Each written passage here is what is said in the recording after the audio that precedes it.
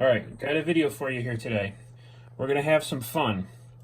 And we're going to test some lubricating methods, okay?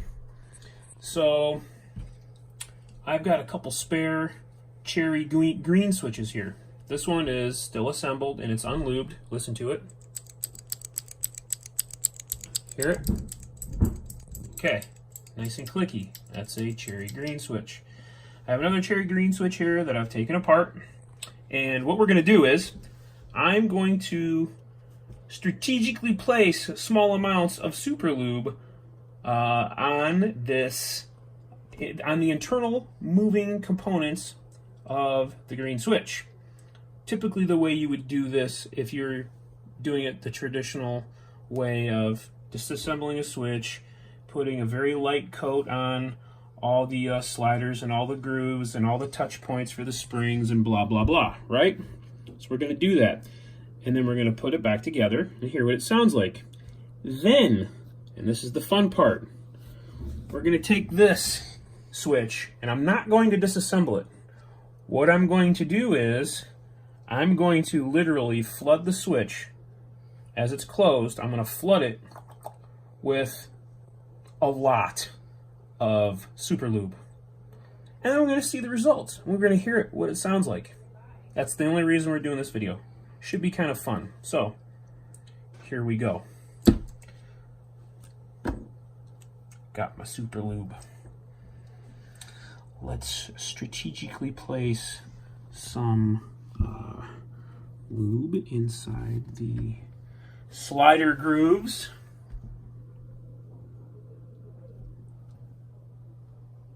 One very small amount there on the left side. One very small amount on the other side.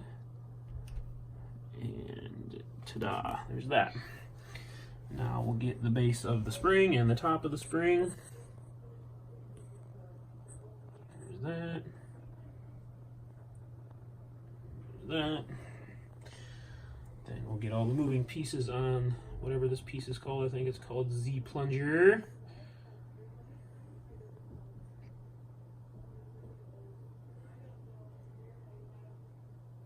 Drop there. Drop there. Work that onto that spot. And onto that. Okay. And, oh yeah, the legs. Get the legs where it rubs against the metal. Okay, I think we are properly lubricated. So back in goes the switch, or the spring into the switch. Right, and back on goes the top. I'm dumb. How's this go back together?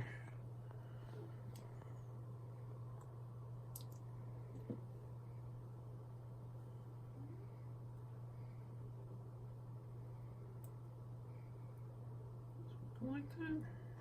No. Experiencing some technical difficulties. That part's right. This piece was backwards. Okay.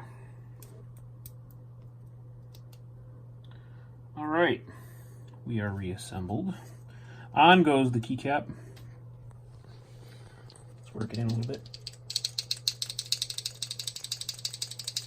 All right, so unlubed, disassembled and lubed.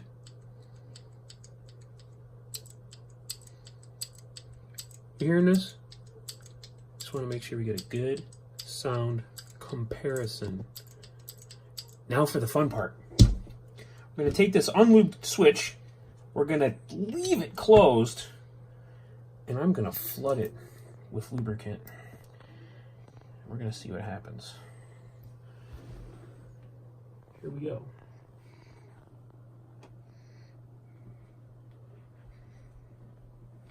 That was about 4 drops on one side.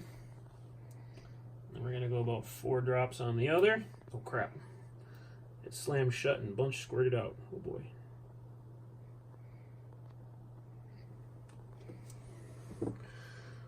See if you can see in there. Put the camera over here real quick. Oh boy. Okay. There's a lot of lube in there. I flooded it. I loaded it. So, put the cap back on. I'll work it in a little bit. Let's put the cap back on. Alright, now let's do a sound comparison. Disassembled, lightly lubed. Closed, flooded.